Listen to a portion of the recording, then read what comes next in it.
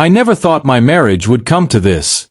12 years together, 2 beautiful children, a house filled with laughter and memories, only for it all to be reduced to a single cutting sentence that shattered everything I believed we had built.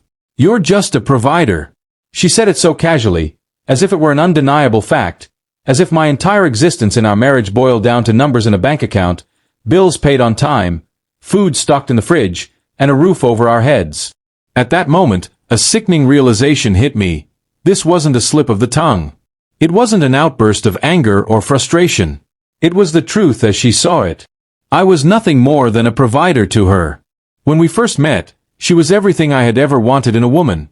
Intelligent, ambitious, captivating. We fell in love fast, built a life together, and started a family.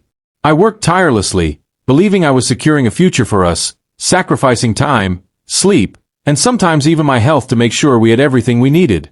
Late nights at the office, weekends lost to business trips, overtime that felt endless. I did it all for us, for our dreams, for the family we were supposed to be building together. But somewhere along the way, something shifted. Or maybe, just maybe, she had always seen me this way, and I had been too blinded by love to recognize it. The appreciation faded. The little moments that once meant everything. The random I love yous, the stolen kisses, the lingering glances, disappeared. I became predictable. A routine.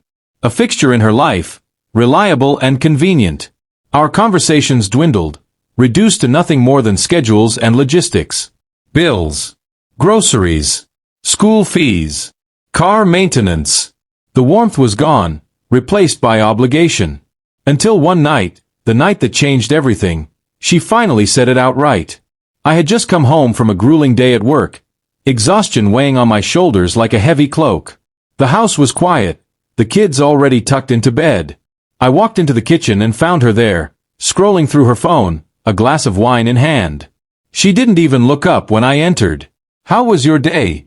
I asked out of habit, hoping, just maybe, we could have a real conversation for once. She sighed, not looking away from her screen. "Same as always." I sank into the chair across from her, rubbing my temples. Mine was rough. Back-to-back meetings, traffic was a nightmare. She cut me off with a chuckle, shaking her head. "You stress too much. That's your job, isn't it? Providing." Something inside me twisted. I frowned. "What do you mean?" She finally looked up, her expression neutral, as if she was stating the most obvious fact in the world. "I mean, that's what you do. You're the provider. It's your role. You take care of the finances, and I take care of the house and the kids." The way she said it, the ease, the certainty, made my stomach churn. "Is that all I am to you?" I asked, my voice quieter now, almost afraid of the answer. She shrugged, taking another sip of her wine. "Well, yeah. I mean, what else would you be?" I stared at her, waiting for the punchline, for her to smile and say she was joking. But the joke never came. There was only silence. And in that silence, something inside me snapped.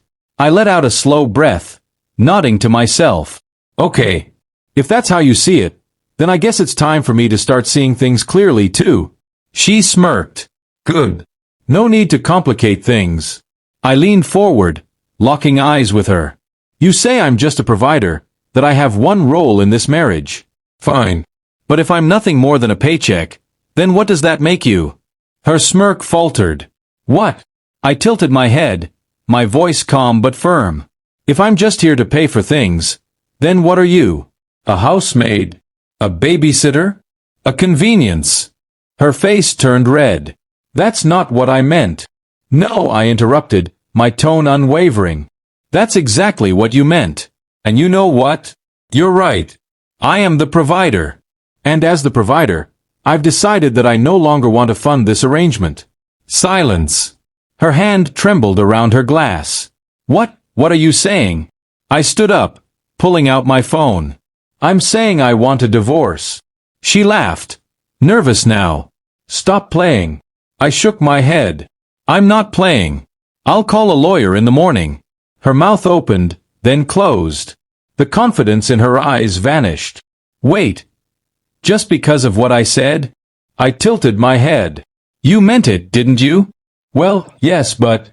then I'm just accepting my role and making a financial decision. Wouldn't you say that's the logical thing for a provider to do? Her hands clenched into fists. You're being ridiculous. No, I said, my voice firm and resolute. I'm finally seeing things clearly. The divorce was ugly. She begged, then threatened, then tried to guilt-trip me. She even had the audacity to ask, "How will I survive without you?" I simply reminded her, I thought I was just a provider.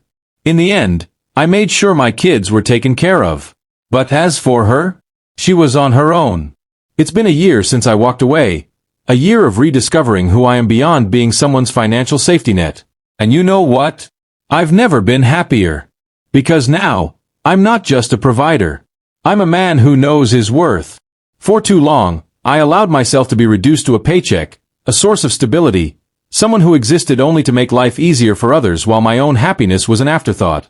I gave and I gave, believing that love was about sacrifice. But love without appreciation isn't love. It's servitude.